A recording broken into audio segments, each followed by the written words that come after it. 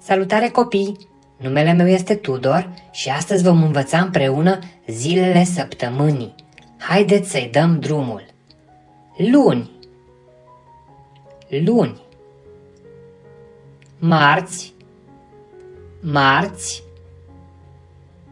Miercuri, miercuri. Joi, joi. Vineri, vineri. Sâmbătă, sâmbătă. Duminică, duminică. Bravo, v-ați descurcat de minune! Haideți să repetăm. Luni, marți, miercuri, joi, vineri, sâmbătă, duminică. Bravo! Și acum haideți să încercăm mai repede.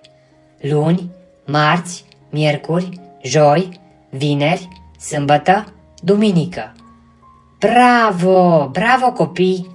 Felicitări! V-ați descurcat extraordinar! Iar dacă v-a plăcut, vă rog să mă ajutați cu un like pe canalul meu de YouTube, Magia lui Tudor. La revedere copii!